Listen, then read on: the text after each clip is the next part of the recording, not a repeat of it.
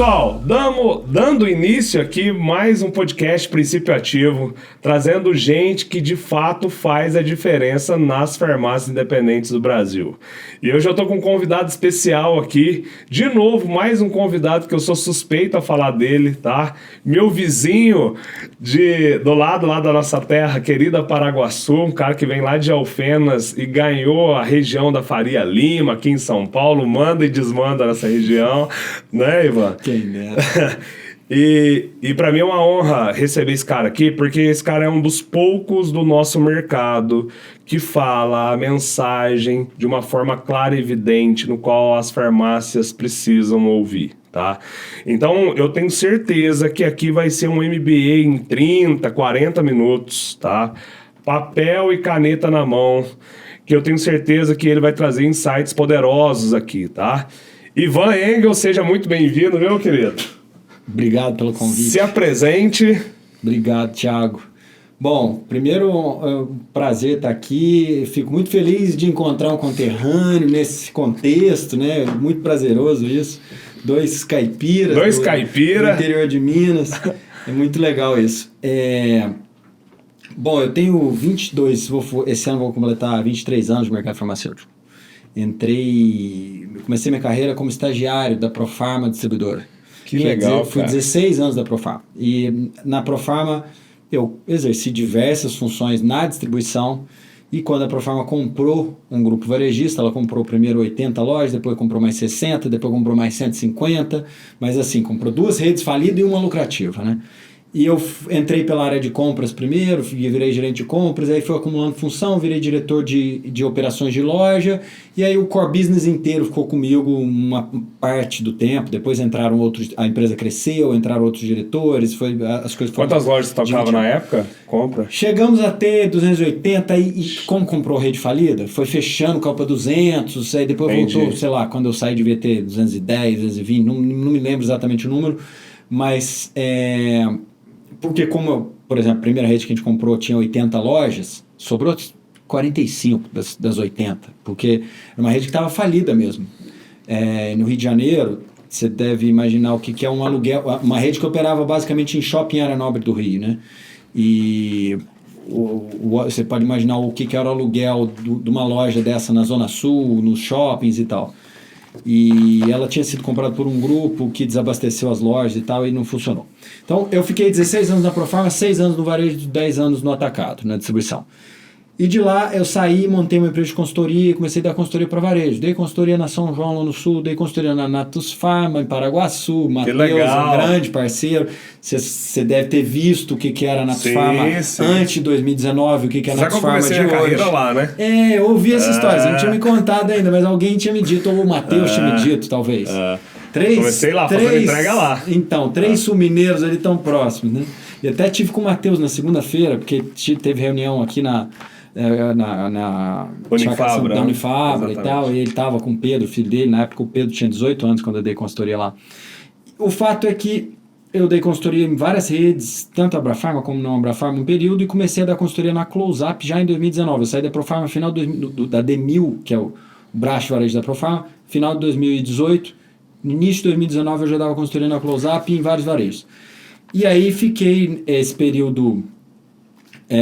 dando consultoria tanto na Close-Up como em varejo, e em algum momento a Close-Up me fez uma proposta, falou, cara, você está tendo acesso a muita informação privilegiada, não dá, você precisa estar só do nosso lado aqui. E aí eu passei a ser executivo da Close-Up, né? Durante o meu período de varejo, eu fui 6 anos membro da Assembleia da Abrafarma, porque como eu era responsável legal pelo varejo da Profarma, eu representava a empresa também na Abrafarma. Então, eu tive a oportunidade de viajar o mundo, visitando varejo, Japão, Europa, Estados Unidos, enfim, rodei bastante, estudei, fiz muito curso fora, me ajudou muito, mas o que mais eu aprendi, talvez, foi o contato com outros empresários. Eu era muito jovem, né, muito figurão lá de 60 anos, e eu era garoto, eu assumi essa posição na Profarma com 32 anos. Legal. Né, perto daquela galera lá, eu era talvez o membro mais jovem da Abrafarma ali na Assembleia, né, eu entrava mudo e saía calado no começo. Depois que eu comecei a aparecer um pouco mais. Mas é isso, então eu aprendi muito nesse intervalo de tempo. E a chegada na Close-Up me fez realizar um sonho que era confirmar o que de fato explica a performance de farmácia. Porque eu fiquei fazendo pesquisa científica um tempo fora do ambiente de farmácia, voluntariamente com um amigo de fama. De fama. De fama. Tem um A grande fama. Você sabe que eu sou de fama, de verdade eu sou de fama. A família dos meus pais é de fama, Então, tem um grande amigo de fama que é físico, doutor, pós-doutor em ciência da sustentabilidade. Trabalhou no grupo de pesquisa de mudança climática, que é um braço que auxilia a ONU mudança climática. Eu ajudei ele a fazer pesquisa em democracia, economia, para se somar aos modelos matemáticos que ele fazia com simuladores, para prever aonde o mundo vai dar, se vai entrar em colapso, não vai entrar em colapso e tal. Mas eu olhava principalmente de democracia e economia. E com essa coisa de olhar dado de forma estruturada, também me ajudou muito no ambiente de trabalho, porque quando eu saí da Profarma, eu reservei uma semana por mês para fazer isso. Eu não trabalhava, eu voluntariamente estudava.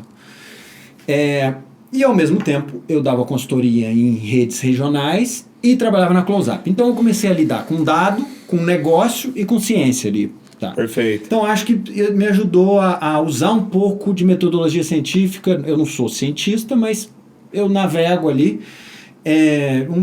Usar um pouco de metodologia científica para estudar o mercado farmacêutico. E aí eu comecei a trazer teses, né, pela Close-Up de forma mais estruturada, para tentar explicar a alta performance de uma farmácia. Então, assim, o que de fato dá resultado? Né? Eu tinha percepções, hipóteses, pela minha experiência, pelo meu diálogo com outros varejistas, mas ao fazer isso dentro da Close-Up, o potencial é outro, porque eu consigo testar essas hipóteses de fato. Né? E a Close-Up abraçou essa ideia. Logo que eu fui a Close-Up propor criar ferramentas, criar estudos, a Close-Up adorou a história, deu um super suporte e aí a gente passou a fazer uma série de estudos. Então de lá para cá a gente já lançou várias séries distintas, complementares. Você acabou de ver uma última apresentação aí que fala de ponto, de muito característica legal. física. Em breve vou trazer para vocês. Vou trazer para todo mundo aqui, cara. Foi muito legal. Da hora a gente trazer com você, né? Porque a gente não vai... O Ivan aqui tem que ser mais de um podcast, né? Um é pouco pra gente falar aqui. Cara, eu acho que você já tem meio que uma... Na verdade, com toda essa experiência, né, Ivan?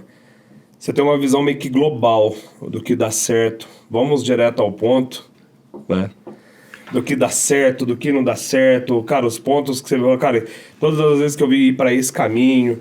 E a gente estava comentando aqui, né, que em 2022 eu vi uma apresentação do Ivan e eu me surpreendi, eu já conhecia, mas eu acho que até então não tinha visto nenhuma apresentação sua, Ivan.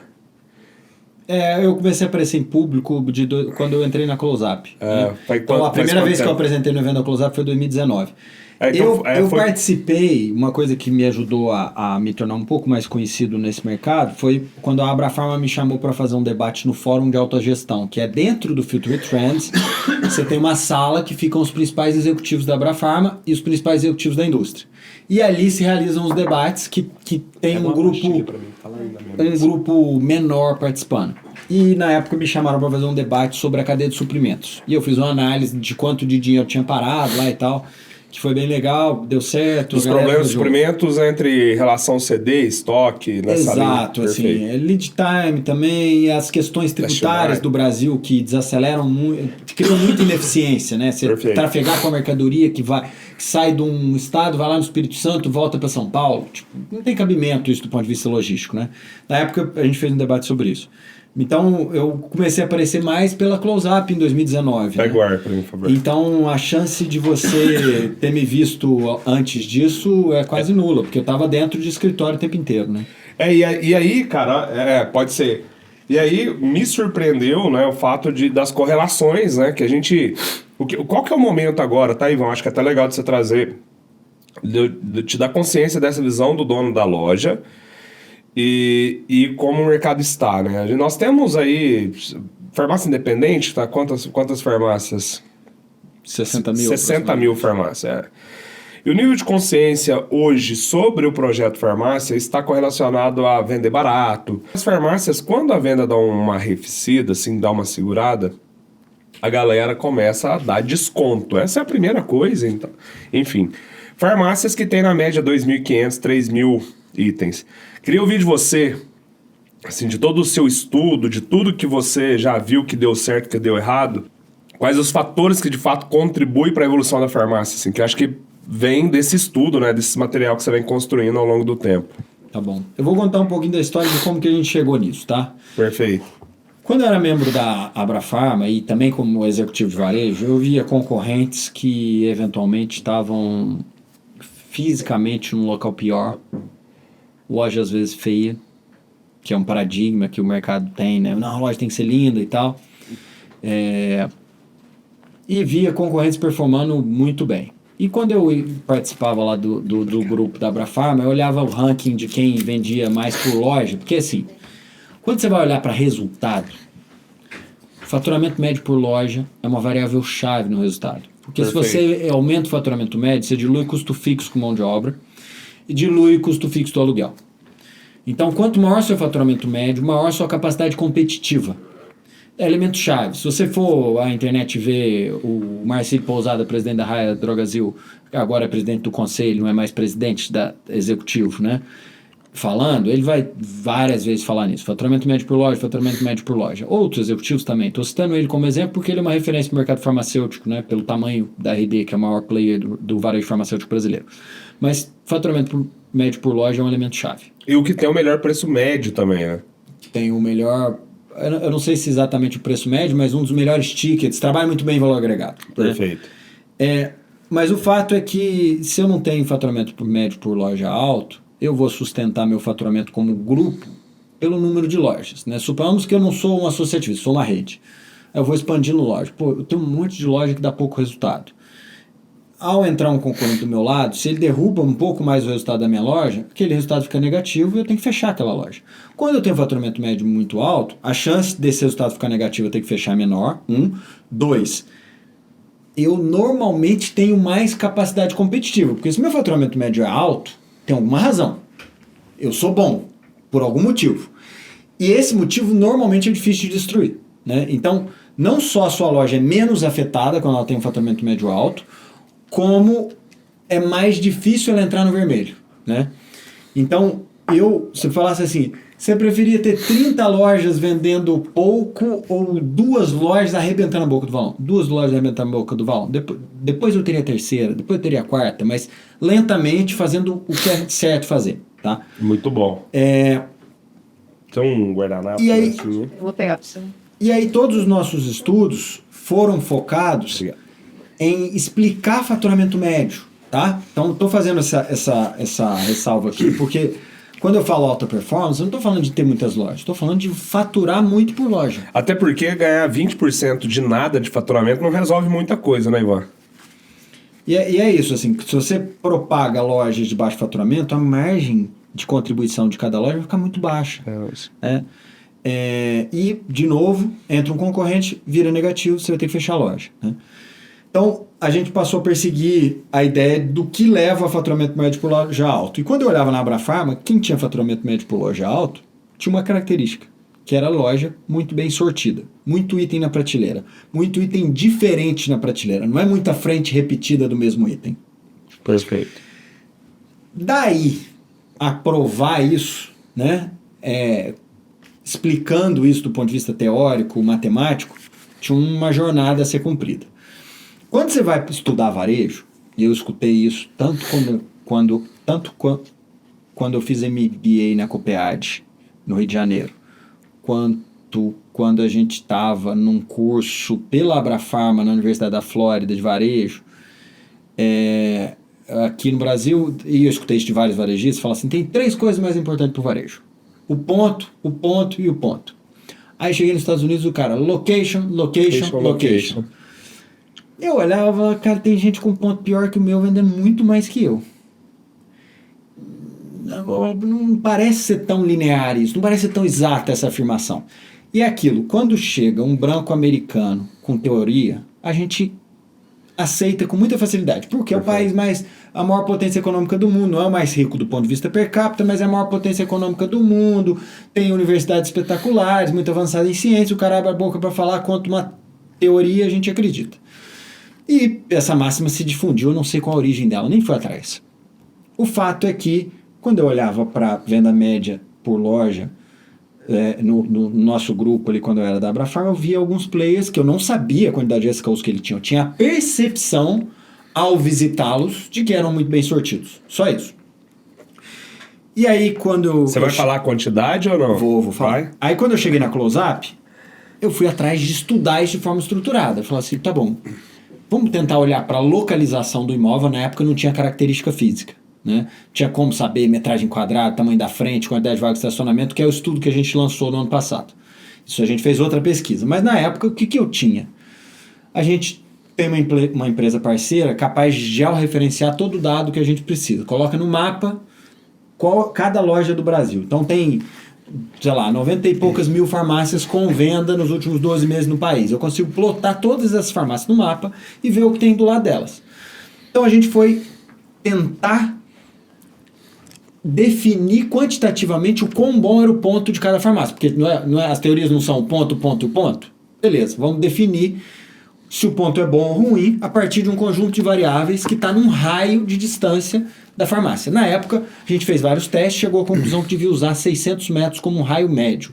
Não significa que isso deve ser linear, né? Eu gosto de usar o exemplo do Rio, porque eu vivi 20 anos lá e fui varejista lá. Você pega a Barra da Tijuca, o raio tem que ser alguns quilômetros. Você vai para a Zona Sul, o raio tem que ser alguns metros. Entendi. Porque na Zona Sul o povo anda a pé, na Barra da Tijuca o povo anda de carro. Entendi. Isso não é linear. São Paulo o povo anda muito mais de carro do que no Rio. O Rio muito mais a pé, principalmente na Zona Sul, do que de São Paulo. São Paulo tem estacionamento para todo lado. No Rio só tem uma, na época que eu morava lá ainda, só tinha uma loja na Zona Sul inteira com estacionamento. Sabe o que é? Na Zona Sul inteira, muitos bairros só tem uma loja de estacionamento. São Paulo tem estacionamento em tudo que é lugar. Então as dinâmicas variam. Mas a gente adotou 600 metros como um padrão país para poder ter uma base de partida para o estudo. E a gente foi lá e rastreou.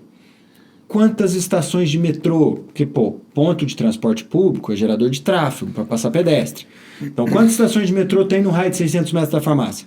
Quantos pontos de ônibus? Quantos hospitais? Quantas clínicas? Quantas pessoas residem no raio de 600 metros da farmácia? Quantas pessoas trabalham no raio de 600 metros da farmácia? Quantos restaurantes existem, quantas padarias existem, quantas lanchonetes, quantas lotéricas, quantos idosos residem no raio de 600 metros. E foi testando a correlação entre a quantidade de pessoas ou de hospitais ou de clínicas e a venda média das farmácias em função disso. Então imagina que eu coloco uma tabela do Excel a venda média das mais de 90 mil farmácias do país e ao lado, nas colunas, eu coloco quantos habitantes, quantos idosos, quantas lotéricas, quantos bancos, quantas padarias e assim por diante. E a gente calculou o coeficiente de correlação entre essas variáveis. E aí, explicando o que é coeficiente de correlação. Coeficiente de correlação é um método estatístico que quantifica a correlação entre duas variáveis. O que é essa correlação? De forma muito simplificada, é o quanto uma variável oscila e a outra oscila junto. Então, a correlação é um número que vai de 0 a 1. Quanto mais alto, mais em linha essa oscilação é. Tá? Então, é como se a cada um habitante a mais... Vou fazer uma relação didática, linear. Isso. Não é um verdadeira aqui. Não é que é verdadeira, é só didática. Como se a cada um habitante a mais que eu tivesse no raio de 600 metros, eu vendesse R$100 a mais por loja. Perfeito. Vou dar um exemplo aqui. É como se, por exemplo, cada farmácia... Se a cada farmácia tivesse uma lotérica, tem uma venda maior em X%. E todas as vezes que tem uma lotérica em um supermercado, essa venda, essa variável, ela altera em 40%. Exato. Exatamente. Tá. É isso. E aí, quanto maior a correlação, mais juntas essas variáveis estão andando. Legal. A gente testou as correlações de todas essas variáveis. Eu vou falar só as maiores, tá? Tudo isso que eu falei agora é relativo à localização do imóvel. Que eu não posso... Perfeito. Ponto é uma definição muito ampla, né? O que é ponto? Pode ser o conjunto entre a localização e a característica física, pode ser só a localização, vai depender da interpretação. Não tem, né, uma coisa muito claramente definida. Então, vamos dizer localização para ser bem específico. Então, de todas essas variáveis, a renda per capita da população no entorno da loja foi a que teve a maior correlação na época, deu 41%. Tá? Ela caiu recentemente no último teste que a gente fez para 36%. Mas está na mesma base, né? 41 para 36, não muda a conclusão. Então deu 41% de correlação entre a renda média das pessoas que residem no entorno da loja e o faturamento da loja. Mas ainda assim, essa correlação no Rio é menor que São Paulo. Minha hipótese era, eu na época já era consultor de redes aqui populares em São Paulo. Eu andava no mercado popular de São Paulo e falava, cara, a gente Tem tinha muito rede mais popular. gente. Não, a densidade é menor, mas a questão é, não tinha rede popular tão bem sortida quanto as redes populares que existiam no Rio. Aqui em São Paulo não tinha. Entendi. E eu olhava para aquelas redes e falava, cara, eles vão apanhar das redes premium, porque as redes premium tinham mais preparação para operar na área popular por ter produto na prateleira. Aconteceu isso, né? A maior parte das redes populares de São Paulo, que tinha 200, 300 lojas, fechou. Verdade. Fechou. Verdade. E fechou... As do Rio estão fortíssimas e com faturamento altíssimo. Eu acabei, essa semana eu visitei um deles lá, vai muito bem, obrigado. Muito bem sortido. São Paulo não tinha isso. Então, mesmo a correlação com renda per capita, tem algum viés aí, que é, no Rio ela é menor. Por quê? Porque lá as redes populares operavam melhor. Aqui em São Paulo, as redes que operam bem, a maioria tem origem no mercado mais premium, de poder aquisitivo mais alto. Elas vão para as áreas mais populares, só que elas carregam o modelo de loja premium, tá? Então essa correlação ela tem um viés que é o seguinte, os empreendedores que tiveram escala nacional e faturamento médio alto cedo tinham um posicionamento mais premium. Então, apesar de ser 41, eu diria que esse 41 poderia ser um pouco menos, porque se houvesse rede nacional em escala, 3 mil lojas, operando no mercado popular com faturamento médio alto, talvez essa correlação caísse. Porque como eu estou avaliando faturamento médio por loja, não importa a quantidade, o que vai gerar a correlação é o aumento da venda média, né? Então, renda per capita foi a maior. Depois de renda per capita foi a diversidade de comércios no entorno da loja. Ou seja, o comércio isolado que mais deu correlação foi restaurante. Deu 29% de correlação com a farmácia. Entendi. Com a venda média. Mas quando eu combinava vários, dava 30 e poucos por cento de correlação. Se eu pegava todos os comércios de alta recorrente de compra, 30 e poucos por cento de correlação. População, por exemplo, correlação é baixa, 17%. Por quê? Porque a maior parte das farmácias que vendem muito estão em centros comerciais. E centro comercial não é necessariamente o local onde as pessoas moram. Você trouxe um ponto, eu não sei se foi nessa apresentação, mas é o seguinte, ó, e aí, obviamente, essas correlações que você traz, ela vai ter, obviamente, algumas sinergias com centros menores, enfim, e aí pode ser que a igreja crie uma correlação de 5%, mas está ali, está correlacionado. Todas as vezes que eu tenho uma igreja do lado de uma farmácia, tem uma correlação de faturamento, enfim. Que ela, de alguma forma, é um gerador de tráfego. Exatamente. Quais dessas 5 que você fala assim, cara, essas daqui para mim são as mais importantes, que até o que nós criamos aqui, até é bem legal. Nós temos esse mapa, eu não sei se o nosso provedor de informação, até da forma que você falou, eu acredito que a gente talvez esteja até usando algumas informações parecidas, aonde as pessoas podem colocar só o CEP, e vai colocar o endereço, e a gente puxa o que deveria ser ali o faturamento médio, a quantidade de mix ideal daquela região e o preço médio que ela vai vender. Quais as correlações que você fala assim, Thiago? Essas são as correlações que mais influenciaram nos maiores faturamentos médios. Porque daí, esse é primeiro... Falando relativo à localização. Falando relativo à localização, porque depois vai ter algumas questões em relação a mix e outras mais que você vai trazer, né? Sim. Bom, a primeira foi renda per capita. A segunda foi diversidade de comércios, ter vários comércios. Vários comércios em volta. Entre comércios, o que mais deu correlação foi restaurante. E entre serviços de saúde, o que mais deu correlação foi consultório médico. Perfeito. Não hospital. Ótimo. Porque pensa o seguinte, você vai no hospital... E a gente tem muita loja do lado do hospital, cara. Então, você vai no hospital, você pode ser internado, você pode fazer uma cirurgia, você pode fazer um exame, você não sai com a prescrição. O fato gerador da demanda de medicamento é a prescrição. Perfeito. O principal negócio e o mais rentável deles para a farmácia é o balcão. Então as praças médicas ali também tem uma certa correlação de faturamento. Tem uma correlação, Perfeito. Principalmente quando há concentração de clínicas de consultório médico. Tá? Para você que chegou agora, só para a gente explicar para você, o Ivan tá trazendo aqui as correlações, o que fez com que algumas farmácias, na verdade, com que várias farmácias faturassem, tivesse o maior faturamento médio. No final do dia, Ivan, a gente tem um sonho aqui. A gente tem várias lojas que faturam 6, 7, às vezes até 8 mil reais por metro quadrado. E aí, cara, pô, imagina, é um sonho. Numa rede onde a média de faturamento por metro quadrado é 2 mil, 3 mil reais, você tem muito para fazer e não precisar montar a loja, você já deixou claro. Eu prefiro ter 2 lojas vendendo muito do que 30, 40 lojas, às vezes, não vendendo tudo aqui. Talvez... Vendendo muito pouco. Vendendo muito pouco, né? Eu acho que, enfim... E, de fato, assim, o risco, né? A vulnerabilidade de uma loja pequena é muito maior do que uma loja que está faturando ali R$1 milhão, enfim. Então, esses pontos sobre a localização. Eu acho que talvez a segunda fase, eu não sei, daí obviamente segue o seu raciocínio, mas os outros pontos e as correlações seriam em relação à loja, né? Porque daí foi o externo, agora deve ser o interno. Então, tem das características físicas. Se você quiser entrar nisso, a gente pode entrar, que é o estudo mais recente que eu te mandei, né? Não, você que manda, você que... Podemos? Se quiser a gente tratar de tudo, a gente trata. Assim, na época... Eu nem sei se eu tô seguindo uma linha boa aqui. Eu vou pular para o sortimento, depois eu volto na característica física, só para eu contar a história como ela aconteceu, né? Porque a característica física envolve o tamanho da loja também. Tamanho da loja, quantidade de vaga de estacionamento. Quer terminar nela e depois a gente vai para essa parte interna? Vou terminar o sortimento, porque na época foi o que a gente conseguiu estudar. Porque não existia dado de característica física, né? Então, a gente foi lá e testou todas essas variáveis relativas à localização.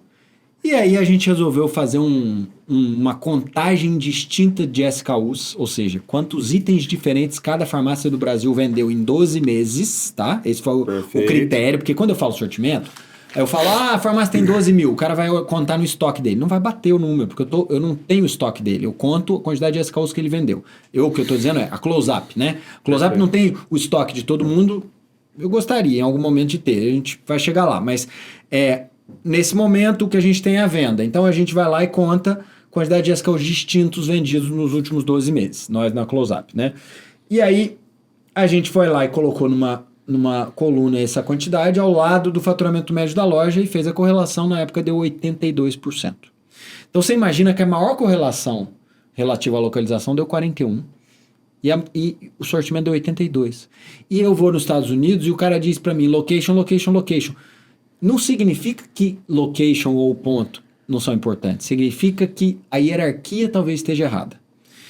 E eu não estou aqui incentivando ninguém para ir para um ponto ruim. Jamais. Né? O nosso conterrâneo Matheus que o diga quantas vezes eu falei para ele, para de economizar em ponto, cara. Você acha que você está economizando o que você ganha de receita adicional por estar no ponto correto, paga a diferença de aluguel na maioria das vezes. A não ser que você negociou mal ou tem alguém pirando no valor do aluguel lá e tal. É uma coisa simples aqui, é uma conta básica de fazer, é o seguinte. Para uma loja que tem um CMV em torno de 70%, tá? 60%, ela precisa, sei lá, para ela ir para um ponto onde vai gastar 5 mil reais a mais, né? Ou sair de um aluguel de 20, vai para 25, ou de 10 para 15... ela precisa de 20 mil reais de venda incremental a mais, é muito pouco. É muito pouco. E às vezes o cara fica fazendo conta de, cara, entre no aluguel, obviamente, depois desses pontos pré-estabelecidos, até porque o ponto bom nunca tá vazio também, tá, Ivan? Ponto bom de farmácia, a chance dele estar lá desocupado é gigante. Assim, quer dizer, é muito pequena, perdão. Eu não sei se todo... pequeno varejista tem noção, mas assim, o varejista compra o ponto. As grandes redes compram. Eu já tirei, tinha um shopping que a gente operava, que era um shopping popular espetacular, na Penha, no Rio de Janeiro, que a gente tirou uma loja na época do Mundo Verde, pagou, tipo, R$500 mil pro cara ir embora e pagou a obra dele. Por quê? Porque a nossa loja vendia tanto, com tão pouco espaço, que a gente tinha convicção de que ela ia ser um fenômeno e que não ia pagar nos primeiros 6 meses, mas ia pagar em 1 ano e meio aquela conta. Mas o CAPEX ali, o dinheiro de investimento de entrada é maior agora, mas a médio e longo prazo ele compensa muito, Exato. Né, cara? Exatamente. É isso, essa é a conta. É claro que eu não estou exigindo aqui que o pequeno farmacista comece a pagar luvas. Não, pelo contrário. Mas eu acho que assim, cara, daí aqui vai ter que ser outro podcast mesmo, porque é o seguinte, a gente não... As farmácias, né? As farmácias não podem pular fase. Tem algumas vezes aqui que eu vejo as pessoas tentando pular fase. E leva o melhor mix de produto pro pior ponto do mundo, né? Ou às vezes aluga o melhor ponto do mundo com 30 metros quadrados. É isso. Entende? E aí, cara, exatamente, nenhuma das coisas vão resolver. No final do dia, você vai, obviamente, a frustração vai acontecer. O que é legal, cara? Fui numa loja nossa recentemente em Ponta Porã. A loja começou com 30, 40 mil reais de faturamento, subiu, cresceu. Acho que deve estar faturando em torno de 600 mil reais, 500 a 600 mil reais. Legal. Mas não pulou fase. Não pulou fase. Cara, soube o momento que tava um ponto um pouco inferior, foi mudando para a esquina, hoje é esquina e foi aumentando dos dois lados da esquina. Às vezes você pode levar 5, 10 anos para fazer isso, tá tudo bem, né? Imagina, se você, só do simples fato de sair de 30, 40 metros quadrados e ir para 150, mudou o jogo. E para uma esquina, onde que ela pode colocar 7, 8 mil reais por metro quadrado. Exato, assim...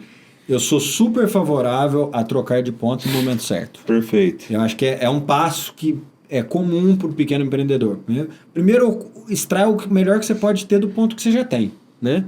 Viu que você está chegando no limite, aí você começa a estudar isso. E faltou o espaço, você está vendendo bem e não tem espaço, você pode eventualmente alugar o imóvel ao lado, uma coisa que eu fiz isso muitas vezes, tanto como executivo como consultor. Cara, tira o teu vizinho do lado aí, dá um dinheirinho para ele, aluga a loja do lado, quebra a parede, expande. Isso. Comum. Só que, vamos lá, quando você vai fazer a hierarquia de prioridade dentro do sortimento, tem que tomar o cuidado, que eu costumo dizer sempre o seguinte, quando eu falo que o sortimento é importante, né, tem que ter muita diversidade de item. O cara começa a querer ter tudo e vai direto no picolé. Aí eu chego lá, o cara já tem um freezer cheio de picolé. Palmito. Cara, eu acho que o cara pode ter muita coisa, inclusive o picolé. Mas eu não posso começar pelo picolé. Perfeito. O medicamento não ocupa espaço, tem valor agregado alto e tem giro alto. Nenhum negócio é melhor para a farmácia do que o medicamento atrás do balcão. Perfeito. Então, é preciso ter o medicamento atrás do balcão muito bem diversificado, tanto em medicamento de prescrição de marca, aquele que vem pela propaganda médica, como genérico. E essas coisas são complementares. É muito comum que as pessoas achem, eu não vou ter o de marca e vou ter o genérico. Meu amigo, o fato gerador da demanda é a prescrição. E a prescrição ela vem basicamente pelo de marca, vem muito menos pelo genérico. E quando bateu de marca, o cliente vai escolher se ele quer o genérico ou se ele não quer o genérico. Você tem que ter os dois e atendê-lo da melhor forma. Quem mais vende genérico no país? Aqueles que têm o melhor mix de medicamento de marca. Boa. Simultaneamente ao mix de medicamento genérico. Muito bom. As pessoas pensam assim, não, o cara que mais vende genérico é aquele que paga uma puta comissão, faz 99 centavos na dipirona. Não é. Em reais por loja, quem mais vende genérico são as mesmas redes que mais vendem medicamento prescrito de marca. No meio disso, tem algumas que são mais populares, que dão ao mesmo tempo um incentivo para o genérico, que às vezes conseguem ser espetaculares em genéricos e muito boas no medicamento de marca, sem ser a líder, mas a quase líder, mas tendo uma vantagem no genérico. Mas os caras que tentam se especializar em genérico e esquecem o de marca, normalmente vendem pouco. E exatamente, ele perde faturamento também, sabe por quê? O cliente vai uma vez, 2 vezes, cara, não achou medicamento de referência, o próprio médico falou, não, vai em outra farmácia, já busca isso. Cara, eu tenho definido aqui em 3 fases, Ivan. A primeira fase, as farmácias usam o preço e as promoções ali para escalar, chamar cliente, é a hora de vender, né? É a hora de sair da inércia para 100, 150, 200 mil reais de venda. A segunda fase, a primeira coisa que ele faz é ampliar a loja e ampliar o mix. Tá? Então você fala muito bem disso. E ampliar o mix aqui, cara, a gente está fazendo isso hoje com inteligência artificial, é bem interessante, preciso te mostrar isso. O que a gente já percebe, tá? Chegar ao ponto de ter 6, 7 mil itens dentro de uma farmácia está correlacionado a aumentar 4, 5% da margem de contribuição. Ou seja, são 2 coisas que estão aumentando aqui, tá? Na verdade, são 3 coisas que estão aumentando. Está aumentando o faturamento, está aumentando o ticket médio e está aumentando a margem de contribuição. E isso só vem se tiver, de fato, medicamento de referência. Porque o medicamento, a gente tinha uma frase que a gente usava que era o seguinte: medicamento genérico, a gente ganha dinheiro, o que paga boleto é o medicamento de referência, né? É o que traz fluxo para a loja, é o que aumenta a base.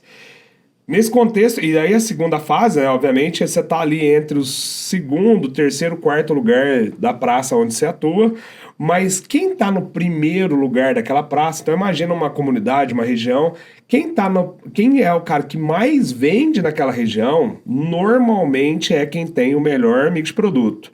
Uma praça, uma loja aí em torno de 100 a 150 metros quadrados, tá? Não tem. Eu acho que tem uma conta para a gente pagar aí das lojas muito grandes, a gente tem que pensar ao longo do tempo como é que vai ser essa via digital, enfim, a gente tem que pensar. Mas é uma loja onde 70% da venda, 70 não, 60% da venda ainda está do balcão para dentro e 40% dessa venda, 40, 50%, não tem colaborador, ou seja, é uma venda incremental que acontece, mas a essência, o gerador de fluxo, o interesse do cliente consumidor ainda não. É no medicamento de referência. É a característica básica do nosso negócio. E, assim, esse ponto é muito importante você colocar, porque também estava tentando justamente defender isso. Por que o cara não pode ir para o picolé primeiro? Porque não ocupa espaço o medicamento. Normalmente, quando eu comecei, na verdade, quando eu começo a falar para alguém que não está preparado para esse debate ainda do sortimento, as pessoas falam, mas não tem espaço. Aí 90% das empresas que eu abro o número não tem sortimento de medicamento adequado. Muitas vezes o cara acha que tem sortimento de medicamento adequado porque o independente ele não trabalha bem medicamento de marca. Aí o que acontece com o cara que trabalha razoavelmente? O market share dele fica maior, porque o independente só tem genérico. Perfeito. Só que o faturamento médio por loja dele, quando eu pego as lojas de maior faturamento do Brasil, o maior valor em reais que ele tem a oportunidade de subir é no medicamento de marca, mesmo que seja eventualmente ali que ele tem mais share, tá? Quando eu comparo com os melhores, a diferença de faturamento médio maior está no medicamento de marca. E tá justamente aonde a ampliação do sortimento não vai ocupar espaço. Ou vai ocupar pouco. Ah, vou botar mais um armário controlado. Se vira. E aonde a logística também já está resolvida para isso. Exato. Você pede hoje, chega amanhã. Exato. Tem prazo, enfim, está resolvido. Comprar perfumaria bem sortida, você tem que comprar um monte de fornecedor. Exatamente. É verdade. É muito mais difícil. E tem gente que tem loja que hoje investe muito em perfumaria, vira perfumaria. Eu acho que tem alguns cases, às vezes eu uso o exemplo da própria Araújo. Cara, já deixou de ser farmácia há muito tempo, é uma loja totalmente diferente, enfim. E às vezes eu vejo as pessoas na ânsia de tentar copiar isso, sabe? De ir pra ração do cachorro, de ir pra algumas coisas antes... É porque é mais fácil antes de medicamento. É mais fácil de ver o sortimento fora do balcão. É verdade. Tem gente que tem loja pequena, loja de 150, 170 metros de área de vendas no país, vendendo mais de 1 milhão por loja. Eu posso dizer, né? A RD tem os dados públicos. Entra lá no balanço da RD no site dela. Não, R$8.000 metro quadrado, essa é a conta. A loja é grande? Não, 100 metros, 120 no máximo. O que acontece é que normalmente as pessoas não conseguem enxergar o que ela tem. Exatamente. Por quê? Porque a loja não tem muita repetição de frente. Se você olhar na prateleira, você vai ver que não tem muita repetição de frente. E você não consegue dimensionar o que um cara desse tem atrás do balcão. Você não passa o olho e fala assim, o sortimento dele tá bom atrás do balcão. Não dá pra ver. Então as pessoas ficam achando que quem tem sortimento é só Araújo, porque Araújo é muito visível. Porque é um sortimento de perfumaria, de pet. Não, Coca-Cola tem um monte de coisa. Exatamente. É isso. Mas olha que legal, cara.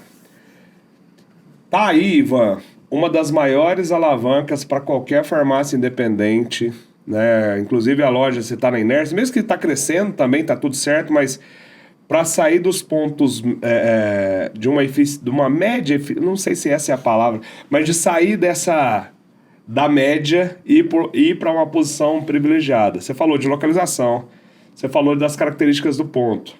Chegar ao ponto de pensar assim, olha que legal, olha que loucura, cara.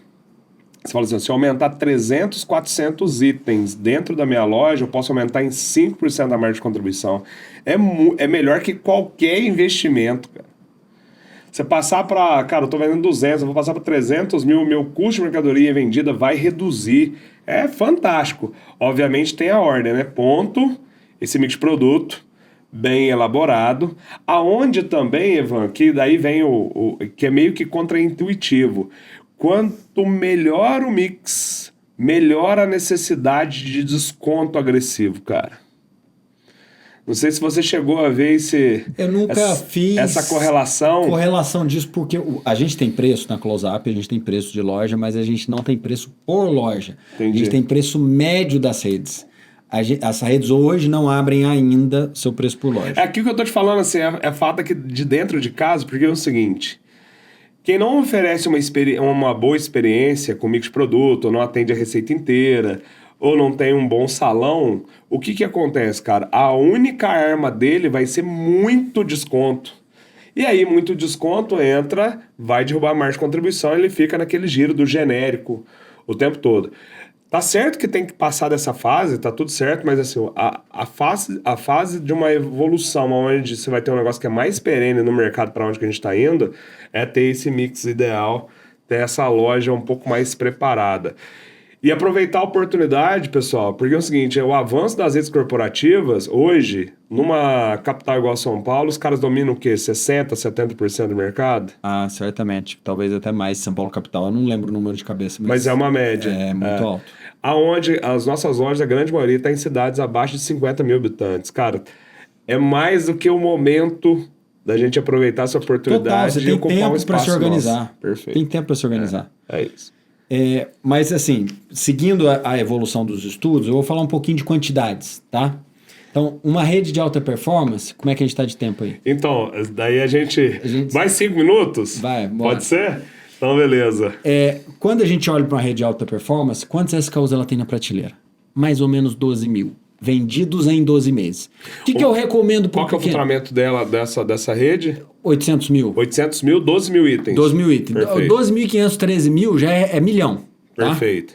Porque às vezes você aumenta 1.000 só que você não sobe 10%. Você sobe 10% do sortimento, não sobe 10% do faturamento. Sobe 20% muitas vezes, tá? Não é linear isso. E depende de onde você subiu. Porque se você subir no picolé, não vai subir 20%. Perfeito. Não tem preço médio para isso, não tem giro para isso. Perfeito. Agora, se você subiu atrás do balcão bem feito, pode subir 20%. Perfeito.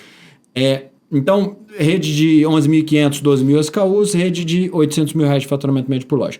O independente médio brasileiro tem 2.500 SKUs na prateleira, o associativista médio tem perto de 5 mil. Vocês têm um pouco mais. A gente tem mais. Já tem mais. Tem mais. E eu percebi que você já tem mais em medicamento, ou seja, já caiu a ficha para vocês já há um tempo. Já. Para a maioria, isso não aconteceu. Já, e o faturamento nosso hoje médio em relação à base independente e as outras associações também já é maior. Já é maior também. Eu estudei os números de vocês, eu vi isso. Mais uma vitória, Ivan. É isso. Então... É importante se atentar à quantidade média de SKUs que você vende em 12 meses. Uma rede que vende 12 mil SKUs por ano, num mês ela vai vender mais ou menos 5.500, tá? Por quê? Porque a esmagadora maioria dos itens sequer vende uma unidade por mês. Isso não é o fim do mundo. É assim que é. Quanto maior o seu sortimento, menor o percentual de SKUs que vendem uma unidade ou menos por mês. Por isso, uma ampliação de sortimento bem feita financia a redução de estoque. Se você roda com uma loja de 250 mil reais de venda média, muito provavelmente o seu estoque é maior em dias de cobertura do que uma loja de 1 milhão de reais de venda média. E essa loja de 1 milhão tem muito mais item que você. Só que o fato dela ter muitos itens permite com que ela atenda muitas necessidades do consumidor, ou muitas necessidades de muitos consumidores, ou muitas necessidades do mesmo consumidor.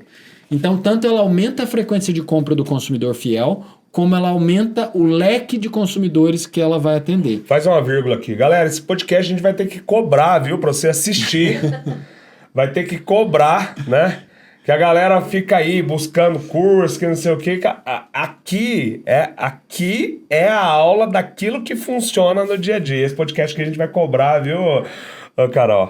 Ivan, você trouxe... a gente tem que repetir esses 3 pontos aqui antes da gente encerrar e, cara, a gente vai ter que gravar outro. Estou aqui do lado, tanto no escritório como em casa. Tem que gravar outro. O Ivan, a gente vai fazer uma reunião ali já sobre alguns números da Hipersaúde e tal. E ele tem outra agenda, então é um cara super ocupado. Queria aqui estender, mas olha os 3 pontos que ele trouxe. Uma loja em torno de 800 mil reais, 12.500, mais 12 mil, pra botar. 12 mil itens. Só que o que ela gira mensalmente, a gente está falando de 5 a 6 mil itens. 5 a 6 mil itens. Então não se assuste. Um associativista que vende 5 mil, ele vai girar mensalmente 1.500, tá? Perfeito. Não é 50%. Essa conta não é linear. Perfeito. 1.500, 1.600. Então, o que eu recomendo para os teus associados? Cara, olha o que você girou em 6 meses. Quantos SKUs distintos você girou em 6 meses? Perfeito. Então tá muito claro. Foi direto ao ponto, trouxe um insight extremamente valioso aqui, porque o que a gente percebeu em correlações agora usando inteligência artificial para fazer mix de produto? Cai por terra a ideia de curva ABC. Tá? Cara, dias de estoque faz um pouco mais de sentido, tá mais correlacionado ao fluxo de caixa do cliente, e aí não fica aquela informação velha, sabe, Ivan? Porque qual que é o desafio aqui, acho que de qualquer informação que o dono da farmácia vai ler? Cara, como é que eu invisto nesse aumento de mix de produto nos próximos 6 meses? Porque você vai vender 800 mil reais, talvez a primeira sensação que ele quer aqui é de dobrar a quantidade de itens amanhã. Não. Né? Não. Exatamente. E a gente está falando aqui, desses 12 mil, a gente está falando do que é, de quantos que é medicamento e não medicamento. Você tem um chute? É só um chute, tá, Ivan? Não, eu vou te dar números bem próximos. Ele gosta da ciência exata. Cara, essa loja de 12 mil, ela vai ter mais ou menos 3.700, 3.800 atrás do balcão. Perfeito. Vai ter uns 1.300 fora do balcão, 1.400 e a diferença na perfumaria. Vai dar uns 6 mil e pouco na É perfumaria. a nossa base aqui, a gente tá Por ligado. isso que a perfumaria é difícil. Por quê? Você precisa de muito mais item para fazer um percentual de venda menor, com muito mais espaço. É outro game. Não é que você não deve chegar lá, você deve chegar lá, mas só tem que passar pela fase Perfeito. de arrumar o sortimento de medicamento. E aí, vai colocando os representantes por categoria. Eu tenho que ter shampoo, condicionador, pós-shampoo lá direitinho, mas eu não preciso ter todos agora. Arruma o sortimento de medicamento, mas garante que você tem alguns shampoos, alguns desodorantes, alguns sabonetes. Você vai ter os representantes das categorias principais, bonitinho lá na prateleira, mas como a gente não tem braço nem capital de giro para fazer tudo ao mesmo tempo, é importante fazer isso com ritmo e não com pressa. Perfeito. Todo mês um pouquinho. Se eu opero com 1.500 SKUs vendidos por mês, pô, que tal daqui a 3 meses eu operar com 1.600, 1.700? Aí eu olho mais 3 meses, 1.800, e aí chego no final do ano, quem sabe eu cheguei a 1.900. O que ele está dizendo aqui é 1.900 que roda no mês, mas é uma farmácia que vai ter em torno de 5 a 6 mil itens diferentes. Isso. E se eu olho por ano, beleza, contei os últimos 12 meses, tenho 6 mil. Que tal ter uma meta de ter 6.600, 6.800 no ano seguinte? Perfeito. Não precisa fazer tudo ao mesmo tempo. Até porque se tentar fazer rápido, a margem de erro aumenta e aí você pode morrer pelo capital de giro. Perfeito. Mas se você faz devagar, o teu estoque vai caindo. A tua cobertura cai e o próprio investimento que você fez vai gerar capital de giro para você investir de novo. E aí você vai fazendo isso sempre. É isso. Muito bom. Cara, primeiro te agradecer. Muito bom, uma aula. Paulão? Uma aula aqui, obrigado, viu, gente? Paty, você viu, Paty? A gente seguiu o roteiro perfeitamente. Ivan, obrigado. Espero que... Vamos marcar o nosso próximo em breve, tá? Que daí ele já solta esse, solta o próximo praticamente em seguida aí. Combinado. Fechou, galera? Obrigado, até o nosso próximo podcast Princípio Ativo. Valeu!